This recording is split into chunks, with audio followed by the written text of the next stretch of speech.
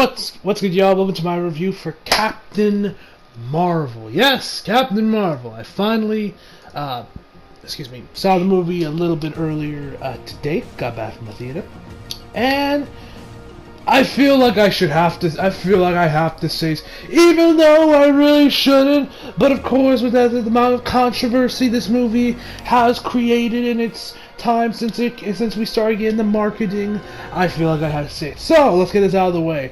I'm a black Hispanic heterosexual male, 19 years of age, who loves Marvel and absolutely despises when SJW nonsense is shoved into movies, anime, and video games when they don't fucking belong. With all that being said, I love Captain Marvel. I bet y'all were gonna think I was gonna say I was gonna hate this movie, but nah. I actually loved Captain Marvel. I thought this was an amazing movie. Now, is this one of my favorite MCU movies? Fuck no! It ain't that good, ladies and gentlemen. But was definitely a lot better than I had anticipated. This was definitely a lot better than I expected.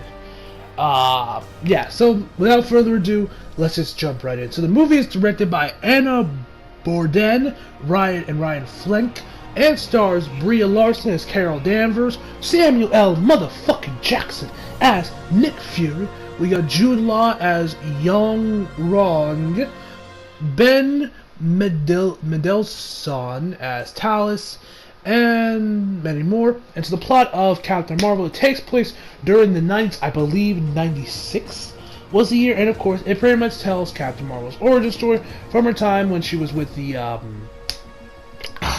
name is slipping my mind. Pretty much the Green Lantern knockoffs of the Marvel Universe. I forget their names. Their names are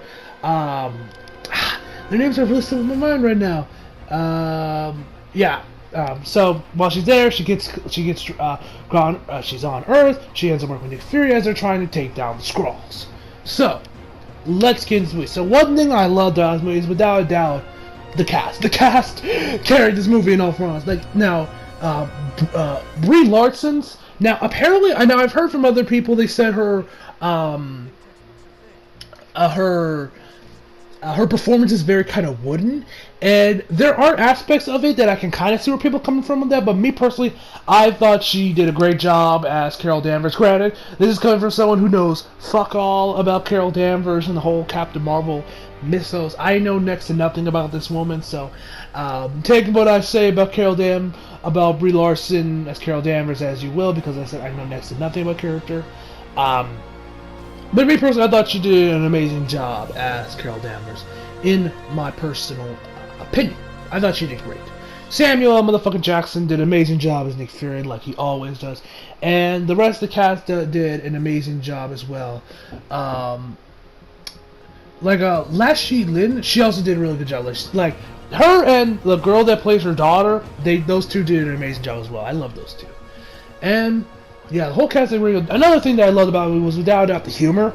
Granted, it's your normal MCU humor, but that along with the cast without a doubt carried the movie. Because, well, yes, I love this movie. There was a lot of problems I do have with this movie, and a lot of, I guess you could say, missed potential from this movie. But one other thing I gotta say, which without a doubt stole the show, was without a doubt the cat.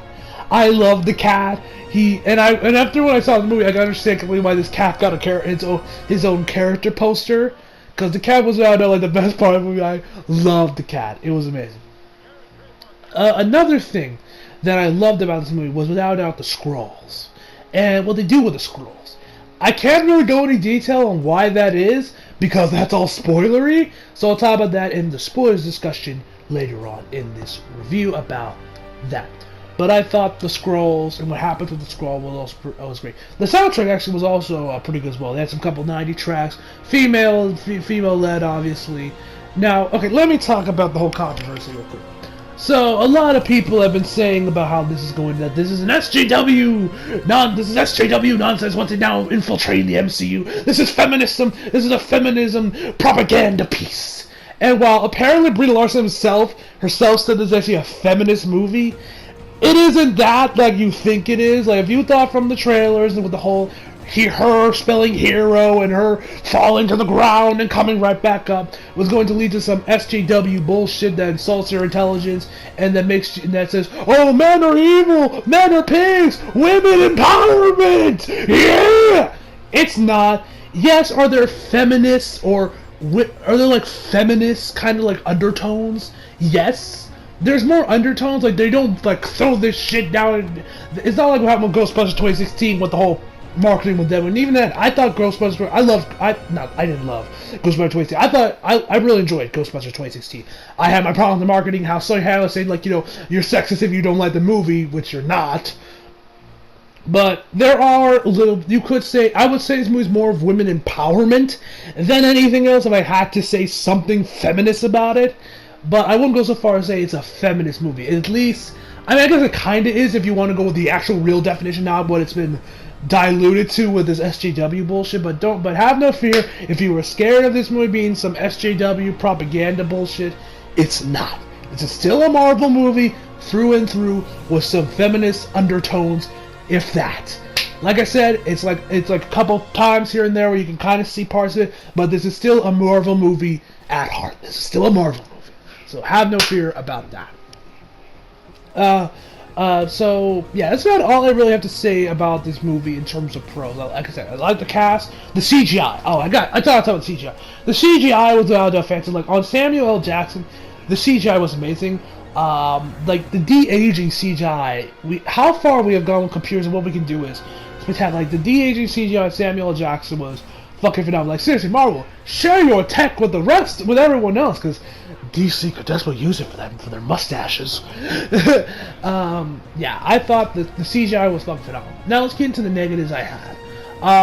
One thing I definitely gotta say is, while I did love the CGI, what they did with Samuel L. Jackson, I won't lie, when they did it for Agent Coulson, it didn't look nearly as good. You can tell it kind of was a little bit more CGI on Agent Coulson. I think that might be just because he's only in the movie like for a couple scenes, while Nick Fury was, of course, the main thing in the movie. So the CGI on Agent Coulson looked pretty good, but nowhere near as good as it did on Samuel L. Jackson. Another thing I didn't really like about this movie, this is one thing I noticed later on, was this movie really doesn't have any real style to it, and it doesn't really have its own identity. By that I mean, with the MCU movies now in Phase 3, we've noticed that Kevin Feige has let their directors have their own style with them. Like, Black Panther is without a doubt Ryan Coogler. You could tell it's a Ryan Coogler movie. Thor Ragnarok, you can tell it was Taika Waititi. Guardians, you can tell this was James Gunn. And of course, with the Russo brothers, you can tell when they do an MCU movie because it has their distinct style to it. This movie really doesn't have that style. It feels more like a Phase 1 movie, and also like where even the villain, if you could even call him a villain, isn't all that. He isn't good. He was boring. I didn't like him as a villain. I didn't like him. I thought he was pretty boring, like the old MCU villains we would used to get early on in Phase 3, and of course throughout the other two phases. Like, this movie really has no sense of style to it. Like, it feels like by that I mean, you can watch Iron Man and then Incredible Hulk, but they pretty much feel the exact same sort of style. Like, there's no real difference between them in sense of style. Well, you can look at Guardians of the Galaxy and tell you and you can definitely see how it is radically different from how Thor Ragnarok was directed with Taika Waititi versus James Gunn. And speaking of Guardians, that's another thing I noticed. Like, this movie doesn't really know what it wants to be. Like, there's parts of it where it wants to be a fish out of water story. There's parts of it that wants to try and do its best Guardians impression. Other times it's trying to beat Wonder Woman, and other times it's trying to just be a buddy cop movie with Sam. And it's like, it doesn't make up its mind what it wants to be like. There are scenes in this movie where it's like where you could tell that they got inspired by Guardians, because there's this fight scene around like the end of the movie where they got some 90s songs playing while Carol Danvers is fighting, and you could tell that's very Guardians inspired with what James Gunn did. But there's other times where they're like trying to be Wonder Woman. Like there's this scene which is what you could tell is trying to be their version, their No Man's Land scene, which it just doesn't work. Because their No Man's Land scene is indeed the scene that everyone hated in the trailers. Her falling down and her getting back up, which I won't lie, I'll say this much. It's actually a lot better in the movie than it actually is in the trailers. Like, it feels better, it feels more natural, not so forced feminist SJW propaganda agenda going on like in the trailers. Like, in the trailers it kind of came off a little SJW-y. The movie itself, it's a little bit better, but not by much. But it is better. It's a little bit more tolerable. So I won't go into much detail because, you know, spoilers, but they do it, and, you know, she gets beaten down against these others when she gets captured, and then, you know, they got scenes of her falling when she was a kid, when she falls during boot camp, when she was playing baseball, when she was doing RC car, and then you got this musical, which I won't lie, at least I like the song they were playing here, but you see she gets right back up, and you can tell they're so desperately trying to recapture the magic of No Man's Land, but they can't because it's not, because there's no way you could with that scene. You want to know what should have been the No Man's Land scene? The scene at the end of the second trailer, when Captain Marvel's going out in space, taking all these guys down when she's in her max power. That should be No Man's Land, but that scene is cut way too short. You know, she just like puts her fist together and the dude's like, oh yeah, let's get the fuck out of here. Like, what I would have done is have her face off against these ships, and when she does that, they still keep firing, and she keeps firing, she keeps taking them out. You got some epic music playing in the background, and then later on they start kind of getting to her. Like the numbers start catching up to her. You see her like kind of be a little bit more on the defensive, and then later on her power, like she like gets a little bit more of a power surge through whatever. She charges up her ki, starts screaming like she's going Super Saiyan. I don't care. Then she just goes out there and just starts punching more. That should be like that would make it a little bit more equal to No Man's Land, because that's why I love No Man's Land scene so much, because of how epic and badass it was. Because we see Wonder Woman starting off going epic, but then we still kind of be on the defense before she gets right back on the offense with the help of her friends, with the help of, like, you know, Steve Trevor and the other guys. Like, I really love this movie, but this movie had so much potential to work, but I swear I don't know who it was. I don't know if it was the directors. I don't know if it was the writers, because I highly doubt this was all Kevin Feige's idea. I feel like they were more concerned with trying to make a feminist movie than just overall making a good superhero movie like Wonder Woman was. Like, you would think Wonder Woman would be some SJW headpiece, but no, it was just a normal superhero movie featuring a woman, Alita Battle Angel. Written, it was done by Jim. It was just a normal anime live action adaptation that just featured a woman. This, I feel like they're trying to hit with those SJWs, you know. No, and that's one thing I hope with this gets with a sequel, because let's be honest, this movie is getting a sequel. It's going to get a trilogy, because there's no way Kevin Feige is going to let the strongest character in the MCU right now, Carol Danvers, just float around and make appearances in other movies. She's getting a trilogy, and she's most likely going to be the one that defeats Thanos at Endgame anyway. So she's getting a sequel. And also, plus, I've heard the movie's actually doing pretty well in the box office, which I'm glad to see. So, in which I hope when we get a sequel, I don't know, I think they should get a new director, and who actually has to set the style to him, and lets him try and do his own thing, rather than like, let's try and copy all these other movies and just, you know, see what works. Like, because that's one thing I definitely noticed this movie, like, after I left the theater, was this movie really didn't have its own style to it.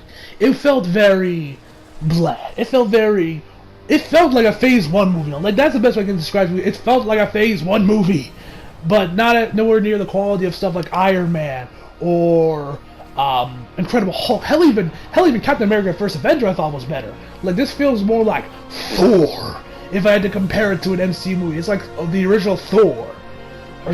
Because, okay, let me tell you, like, actually, one of my closest friends, Eli Moore, the dude is actually a huge Carol Danvers fan. He loves Carol Danvers. One of his favorite Marvel characters is Carol Danvers. And he said on his Instagram story that he was very disappointed and was very disappointed with this movie. And I was like, yikes! Ooh, which did get me a little bit more nervous.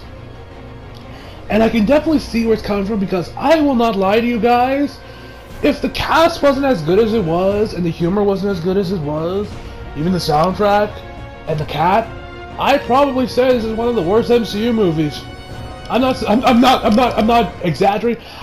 This would literally be right down. This would be in like the bottom 3 with Age of Ultron and Iron Man 2. Now, granted, I don't hate those movies. I can still get a lot of enjoyment from both Iron Man 2 and Age of Ultron. But there's a lot of problems with both those movies, and and I haven't really got back and rewatched any of those. Grant, I probably rewatched Captain Marvel's a couple more times just because I just love the cat. But this isn't gonna be like Age of Ultron. This isn't gonna be like Infinity War or Homecoming or Black Panther or Thor Ragnarok, where I'm going to where I'm gonna be rewatching it and rewatching it, and I'm rewatching it just because sometimes I feel like it. This is gonna be like, it's gonna be like more of that kind of and I'm still gonna buy the Blu-ray because I need it for the collection. I must have all the MCU movies on Blu-ray. I must. But yeah, honestly, guys, if the comic, like I said, because like I'm serious, guys, the cast and the comedy carry this movie. Seriously, Brie, what was her name? Brie Larson? That woman needs to get a little bit more credit than she gets for this movie, because she and Samuel L. Jackson carry this movie in all, so they carry it. As well as the comedy, as well as the cat. Whoever's idea it was for the cat deserves a raise at Marvel Studios. And yeah, like, there's not much more I can really say about this movie that's spoiler-free. Although I will say, in case you guys wondering, does this movie tie into Avengers Endgame at all? Kind of. In the mid-credits scene, it does. So that's all I'm going to say about that. So I'm going to give you guys my final verdict, and then we're going to go right into the spoilers discussion. So, overall, I would give Captain Marvel a 9 out of 10. Me personally, I love this movie just like I said. The comedy was great, the acting was great. I really dug the soundtrack. I thought this was a really good movie. I thought this movie was great. I really dug the relationship between Carol Danvers and her friend, and like the relationship. I really dug that.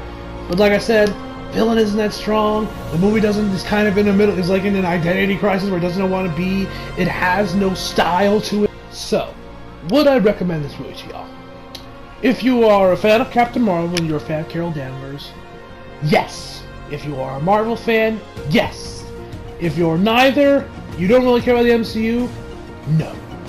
Just do what I did. Keep your expectations very low and just keep an open mind. Because that's how I did it. My expectations were very low because I wasn't really a fan of how this movie was marketed, at least earlier on. It did get better when they stopped with the trailers. They went on to TV spots where they actually advertised the movie like it's a normal fucking Marvel movie, not some feminist hit piece or like some feminist propaganda piece. Yeah, just keep your expectations low, honestly, guys, and make up your own mind. Make your own judgment. That's what I would recommend for y'all to do if you do plan on watching Captain Marvel. Keep your expectations low and make your own judgment. So, with that all being said, let's move on to the spoilers discussion in 3, 2, 1. Okay. Y'all still here? Great. So, we find out that the Skrulls are actually the good guys. And the warrior race or warrior group that Carol Danvers has, Kree, that's what they were called, Kree.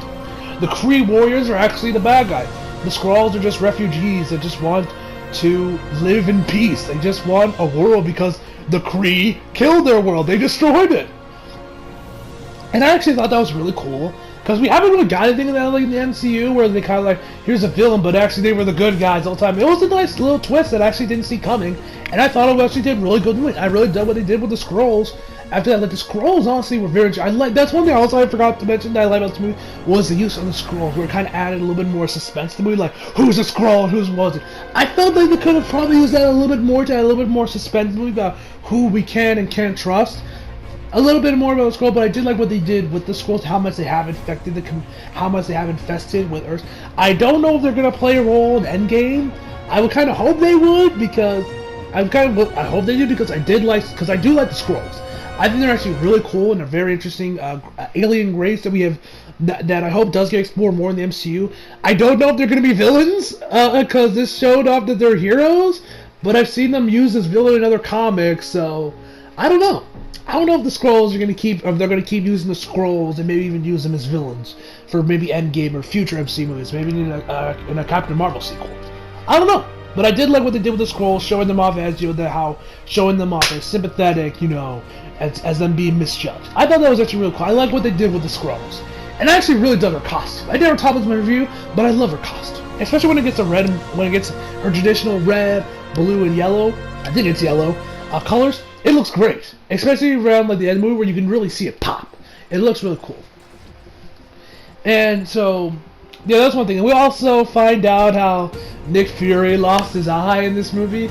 I won't lie, it's kind of stupid of a reason, and it kind of messes up the mystique of the scene from The Winter Soldier, where Nick said, last time I trusted somebody, I lost an eye.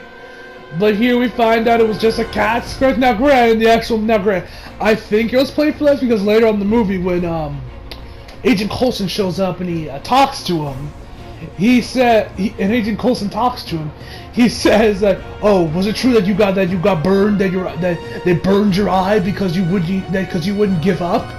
Like, I wouldn't be surprised if Nick Fury just said that just for it to sound cooler than it actually was. Because imagine he said, yeah, I lost my eye because a cat scratched me.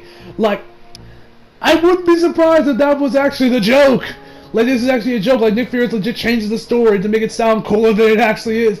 I mean, we do see Nick Fury, this badass, over here be like, who's a good little boy with this cat? So I wouldn't be surprised if this is all meant to be a joke. At least I hope it is, and this isn't actually serious. But I won't lie, that does kind of ruin the mystique of that scene from Winter Soldier.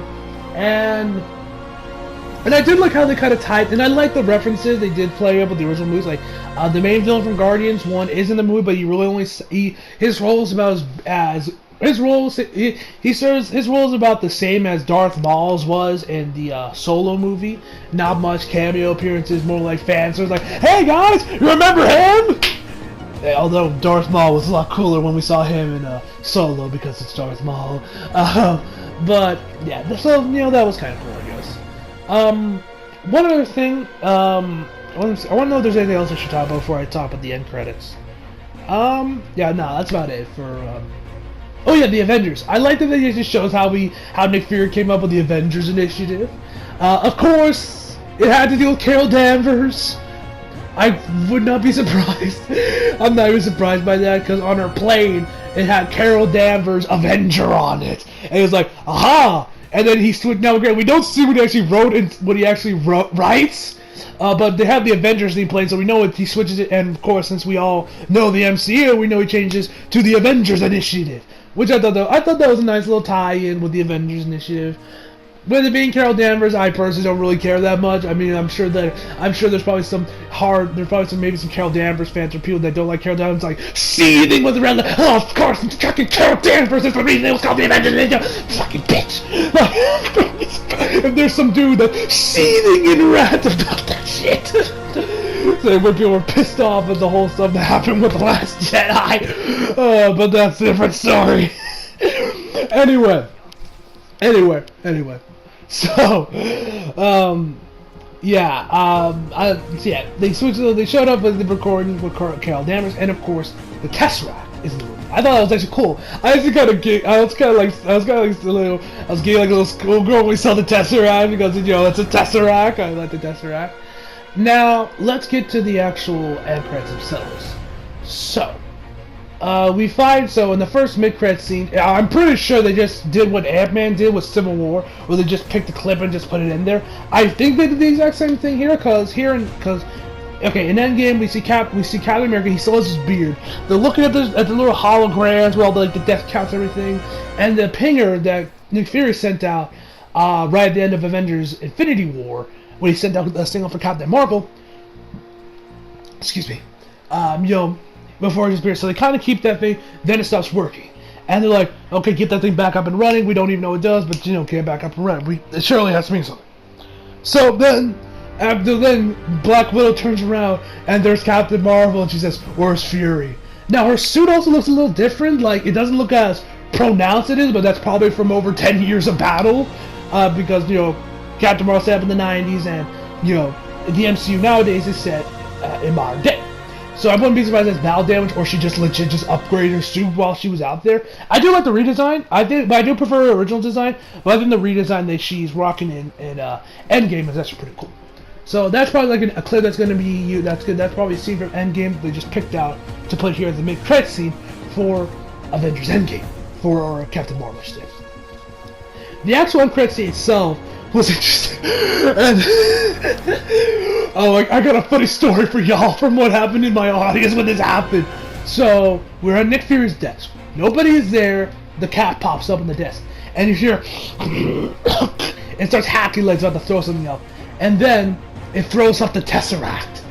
And at first I was like, wait, the Tesseract? Now, and there was this woman, there was this black woman in my theater. She was legit triggered by this because this destroys the canon, because the Tesseract was in Avengers 1 and Thanos has the Tesseract in the Infinity Gauntlet. But upon thinking over it more, and I was kind of like her, I was like, wait, are there like two Tesseracts? Is this one a fake Tesseract? Is the one that Thanos has the real one, or is that the fake Tesseract and this is the real Tesseract? Like, but the more I think about it, I think what this actually was just thrown in there around the same time, is in like maybe like the day of, the day after that whole like ending thing with Nick Fury happens, because it's the exact same desk, it's daytime, and remember, Nick Fury went into hiding after Age of Ultron, so I think this is literally around the same time. But I wouldn't be surprised if the rest purposely put that in there just to I don't know, to mess with our mind, thinking that's actually taking place right after Avengers ended. But I think, upon thinking over it more, I think that actually happens around the same time frame as Captain Marvel. But, you know, because, you know, it's his desk, it's all still there. When he was acting, I think he faked his death in Winter Soldier, then completely went into hiding in Age of Ultron. No, he went completely into hiding in Winter Soldier, and we didn't see him again until Age of Ultron, and we haven't seen him since. I think that's what they were going, so he would be in hiding, so why would the cat be still at his desk? Granted, we don't even know if the cat's gonna, so I don't even know if the cat did survive the snap. Because like I said, we don't even know the time frame of this scene. I'm hoping that this is still in the 90s, because otherwise it destroys the continuity of the MCU, and what was the Tesseract Loki was using, and we're all thinking like, what was the Tesseract Loki was using in Avengers? What was the one that Thanos grabbed in Infinity War? But I think this was all around the same time. Yeah, I do hope the cat survived the snap.